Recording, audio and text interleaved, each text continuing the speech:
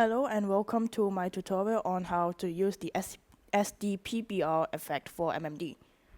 So first, of course, you're gonna get the effect, and this is what it should look like. And what I recommend you in doing first is opening this sdPBR config. And here it shows like the settings of how you want, how good or bad the quality of the shader it's going to look for you.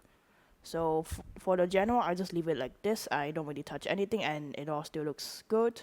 It depends on what you want, really. And then for the basic, I don't remember which is the default, but here is for when you want the quality to look the lightest as possible so that your computer can run smoothly, or this is for the opposite around. So better shading, but heavy work. Heavy. So yeah, you can also tweak the settings to your liking, and then you can save the settings over here if you click this. So it's more like experimenting on which settings is best for you. So I recommend doing that. But since you can also do this after I finish this tutorial. But you can also do this after you loaded the effects in, so it's not really a thing that you gotta do first. It really depends. So yeah, these are my settings. You can copy them if you want. And so let's get to loading things in. So first thing you need to load is the G buffer. Not really sure what it stands for, but what it does is that it makes the lighting work. So that means if you load the lighting from this folder, then it will work. Because if you don't load this, then nothing will be shown. After that, you can load the skybox. You can pick the skybox that you want to load. I'm going to load the night one. So nothing shows up, which is normal. And what you're going to do is to load one of these display PMX files. And then there it goes. You can adjust them as well. So I load the one that says sRGB because if I load the normal one, it kind of looks a bit weird. It's a bit brighter and less saturated.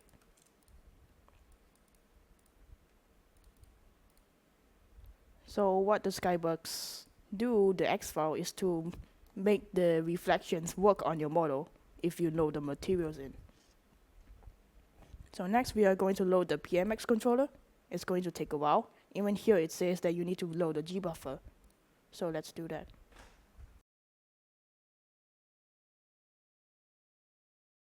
And so here it goes. And now let's get to loading the effects. So the default thing that you're gonna load is the skin, which locates in the material body. This is the default that most people will use, but personally I will go for X2. These three files are the ones that I made custom for special occasions. So let's load this. So what it does, the thing about skin X2 is that it creates this one. Let's get to the control. It's hard to see, but it can create some kind of like a red edge lighting for the model. It's still hard to see. Something like that. I can make a comparison if I load this one instead. Yeah, you see that the red parts are kind of like gone. So the red part is called subsurface scattering. It looks good on like skin, especially if your the model skin is like human colored. So let's expand this. And let's start loading in the other materials. Here are the eyes. There's the material for the eyes as well, and it makes them a bit brighter. But I want this eye to glow. So the glowing effect is located in ETC. And then here are the glowing ones. Emissive.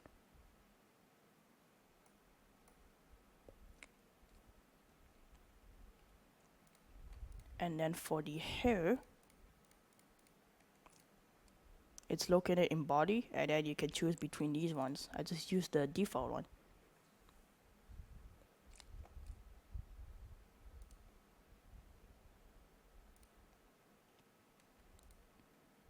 And then I also want these to glow.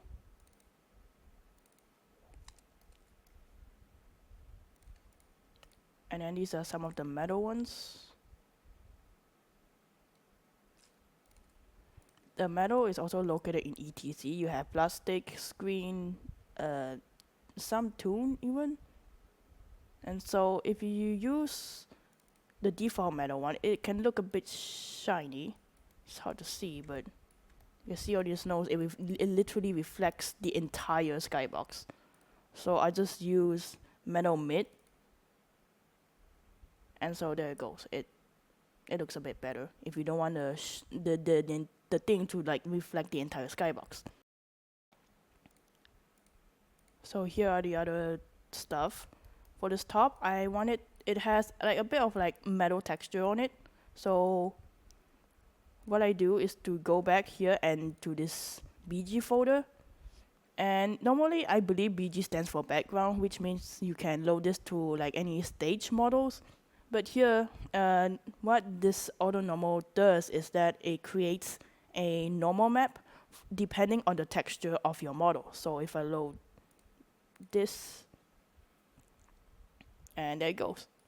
Depending on the texture, like the darker parts will be like dented inside for the lighting.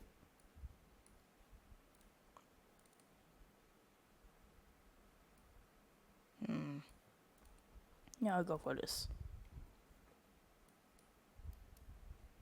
So yeah, you can literally load it on anything with the texture that will make it look good. It's more about experimenting, really.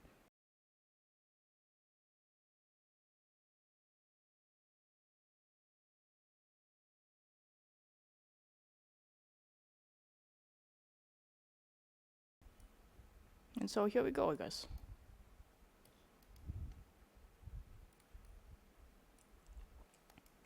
And so here are the default settings. You can adjust the lighting.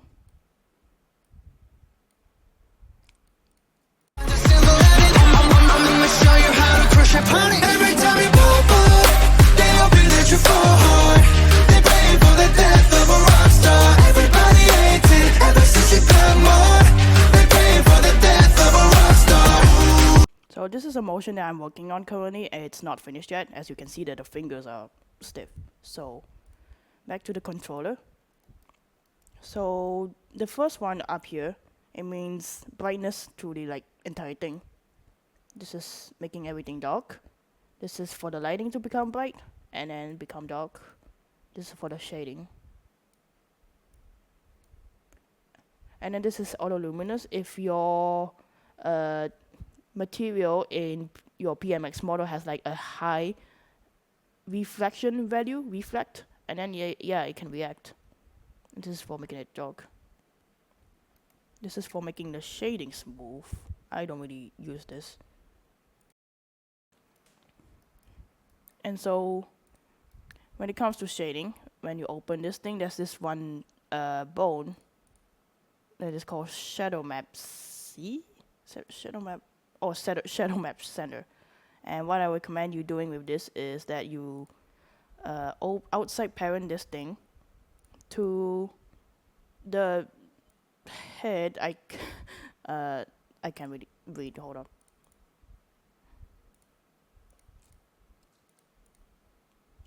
You either parent it to the upper body or the head. It's up to you, but the upper body too should be fine. And then so here it is. And what it does is that the quality of the shading will like increase. It's hard to see here. You can see a bit of the changes. It becomes clearer when I do the settings. So let's load the stage.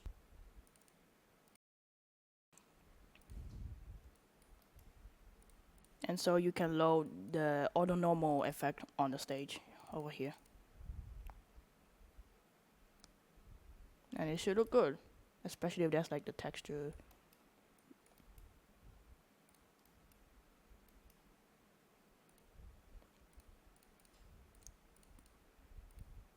And so if we come to this thing, which is say illuminance meter, just the second one, okay? No, wait, oh no. Oh, it doesn't work here. Okay, let's go back to Japanese mode. That's for the best. Just the second one. And so you can see this. So the red one is for like where the shadow quality is the best. The yellow one is like a bit worse, the green, and then the blue, and then it just gets a bit lower quality. And so the colors also correspond to like the shading over here, sdPBR, SD0, SD1, SD2, and SD3. So let's say like you turn off the shadow here. As you can see, it's only turned off here, and it corresponds to this. So if you want your shadow disabled in certain areas, this is pretty useful. Something like this, because well, it's within the red range. So you can also do this like the other ones, but you have to like turn it off manually in each of these.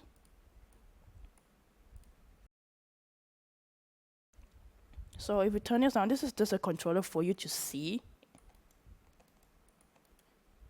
And so you go to this panel. This is where the controller for the shading is. This is for turning off the cast shadow. This is for I'm not sure. And then here, you see that the shading changes a bit.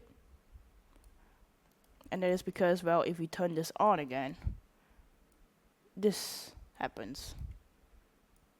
So you don't want to make it too small, because well, that will mean that only this part has the highest quality of the shading. So let's just make it big enough that will cover the entire model, your main model that you're gonna make. So let's register this and then turn this off. Okay, and then the next one, what it does is adjust the range of the shading in the background. It really depends if you want to like do this or not.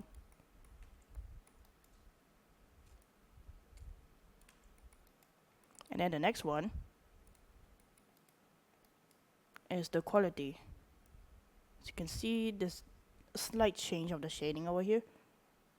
I just leave it at 0.02 or 0.4, and then it's gonna be good.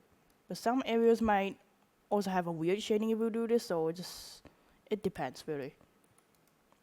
Let's register this, and then the reason why I tell you to put this bone here is because when you move it away from your main focus, the shading kind of just disappears like that. So the further it is, the more the shading just disappears.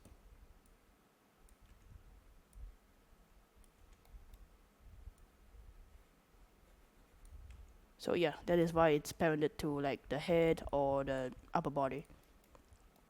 So the next one is the sharpness of the shading. In 0.02 is like the sharpest possible. You can see a bit of pixels, and so if you don't like that, you can just keep going, and then it just gets blurrier. I like get around here, yep. So this is how you adjust the shading. For the rest, this is all like similar to SSAO, but it's called SSDO.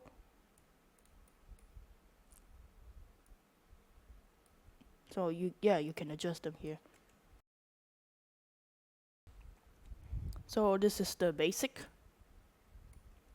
So what I'm going to do next is the lighting. So there are many different lights here. You can try them out, but you just need to take note that they can take a while to load, like a few seconds at most. Yeah. So light, it creates no shadow. So if you don't want any shadow in your lighting, you can load this. Area light, it's like they're more about the shape of the light. Like this is quad, this is a tube, this is a disc. Rectangular light, this is really heavy, and so I don't recommend loading it, but it's basically like a giant rectangle that emits light. It's really heavy. I tried it before. Spotlight, it's spotlight, and then As I said, it's going to take a while to load. Oh, it's pretty quick for me. Okay, so you can move this around. Nothing happens yet, but let's register here, and then this is the brightness, as you can see. And then this is like this times 100, so it becomes really bright. If it gets really hard to adjust, I just turn this on a bit, and then we can adjust from here.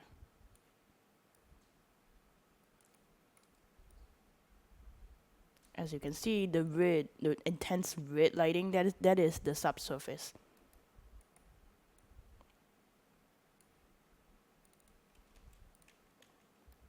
And then next over here, this is the hue. But nothing happens yet because you need to turn this one on, the third one, which is color. Now we go back here and adjust.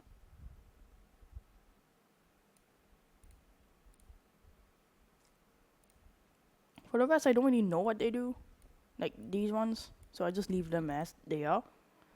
For here, you can adjust some more stuff. And then this is like, okay, this one is the angle, as you can see. And then if you also notice, the smaller the angle is, it just suddenly pops up the shadow. This is what the spotlight does. If you make it small enough, and then it can create a shadow map for some reason.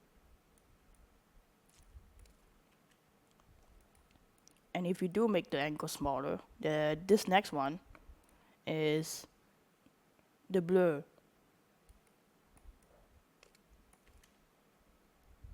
And then some other stuff. I don't really know what they do. Well, it does this. So yeah, you can experiment with them. If you want your lighting to have like a shadow map without having to do this, there's this effect called Omni Light. Let's load this in.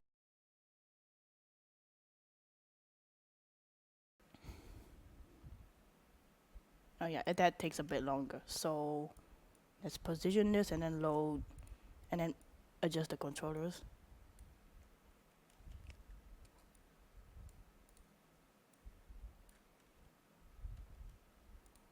And so here, it automatically has a shadow. Omni Light is going to be a bit heavier because of the shadow map, and especially if you have done something to this. Somewhere size of Omni Light's shadow maps, if you put it at the highest, it might be it might start to lag, especially if you load multiple. So as you can see, for me, it's still quite in a high frame rate, which is okay.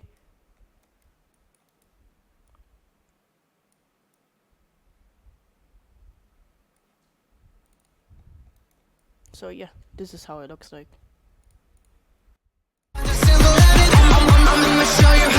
Every time you pop up, they hoping that you fall hard. They praying for the death of a rock star. Everybody hates it ever since you come on. They praying for the death of a rock star. Well, since I haven't really done anything to the lighting, so let's do that.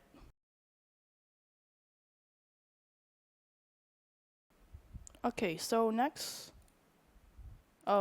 something about the lighting. You can also load like lights with like custom images. I haven't really done that, but there are also like different versions of it, like IESER screen. I don't really use the other ones, but I do use the volume. This vol means volume, and what it does is that it creates a volumetric light for where it shines at.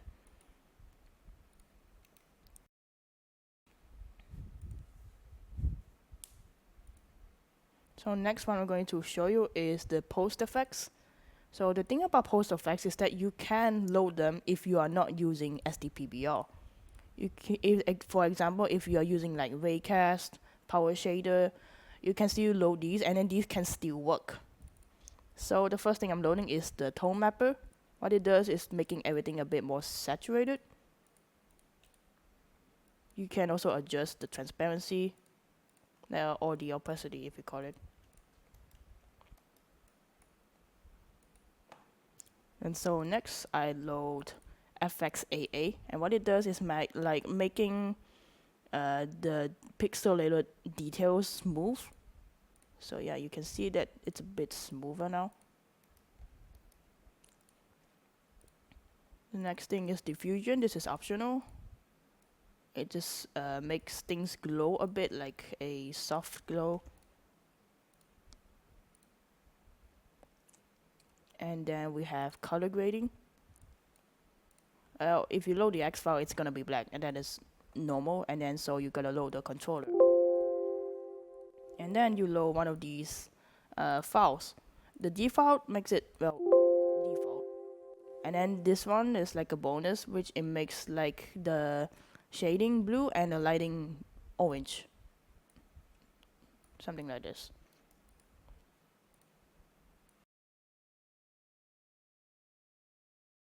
So here it is, the lift is the shading.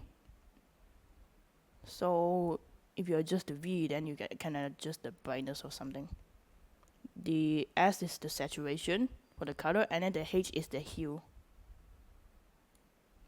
So let's adjust a bit.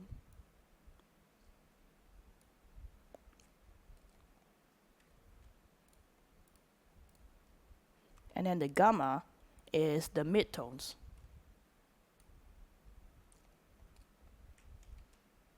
And then gain is for the lighting.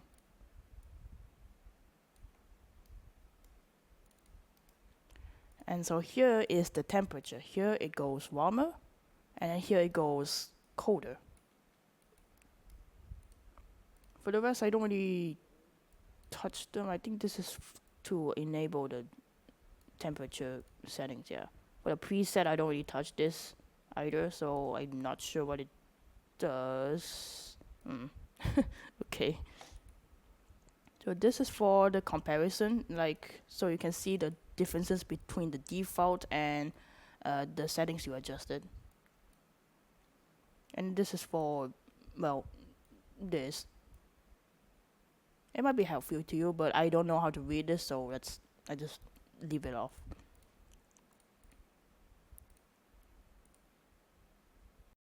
There are also others like fog. This is, I believe this one is pretty light. Yeah, you can see a bit of a fog in the background. You can also adjust them with these, like if you click here, you go to accessory, and then you can adjust the color.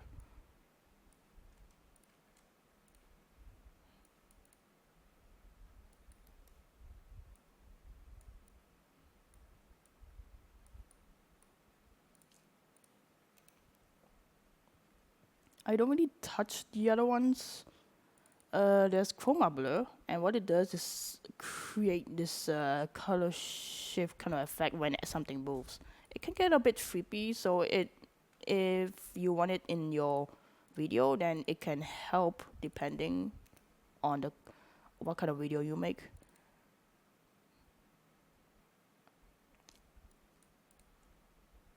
For the blur, I don't know how to use it. The DOF is like power DOF. It creates a blur for the background. It also has a controller, but I don't really know how to use it, so I just use other effects, like ikebokeh. Expensive lens is like, it's like if you have someone holding an actual camera, and then they have these settings.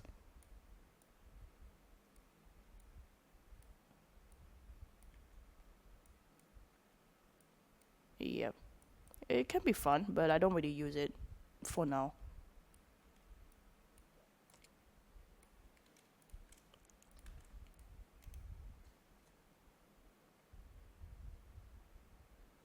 Volumetric cloud. Okay, so I've loaded this before, and it gets really heavy. So I recommend you to only use this if you need it, and if you think your computer can handle it, because well, now it's running 47, but if I load this, it might drop down to 12. So I will rather not risk it, but now you know. And so there are like a bunch of readmes over here, and then you can also read more about the effect in HTML. Basically, here you can read what the creator says and how they use the effect. But unfortunately, everything's in Japanese, so you are going to need a translator to get it into your language. But when it's in English, it kind of works just fine for me to read. So yeah, this is where I get all most of the basics. Yeah, also like for other stuff.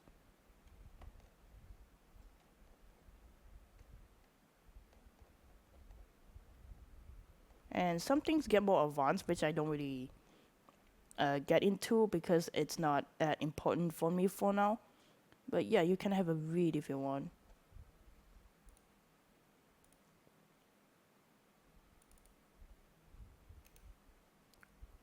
There are also stuff in like the tools which I don't really know what most of them do, but you can create your own skybox here, but then of course you will need a HDR first so that it can convert it to like the skybox. Where did it go? Okay. I think it's the fog. Yep. Well, that is one heavy fog. Well, the transparent doesn't do anything. Okay, this... yeah, it's the size.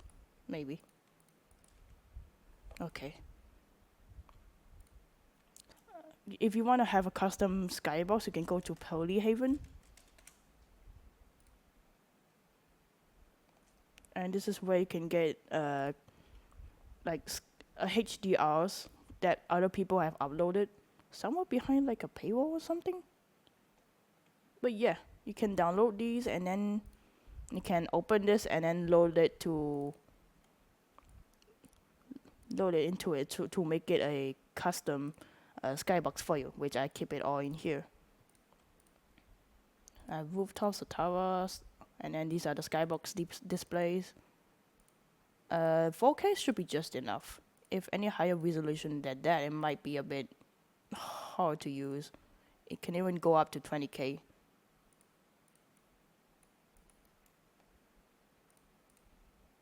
So yeah, you can, after that, you can also upload other effects that are outside from the sdPBR folder.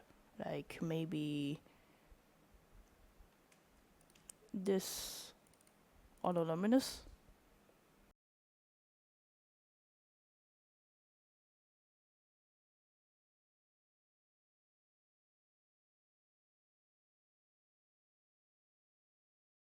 Yeah, this is the result. I quite like it, though it's a bit dark in some areas. I guess that's the color grading. Yeah.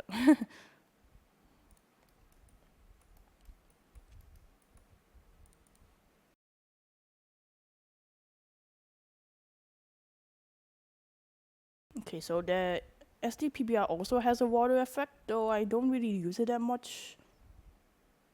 It's in procedural, and then here's the water. I'm just gonna hope nothing bad happens.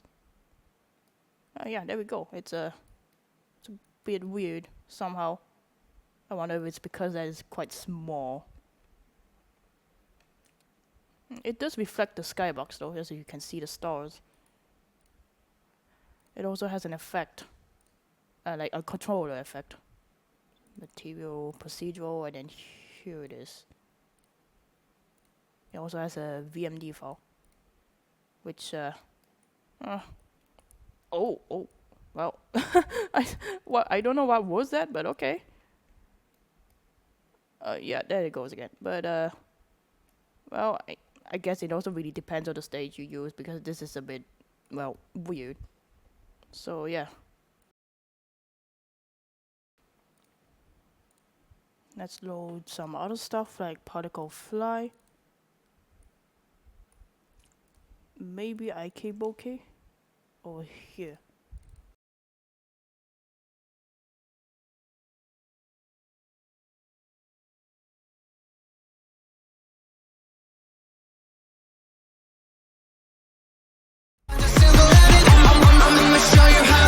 Every time you pop up, they hoping that you fall hard. They pray for the death of a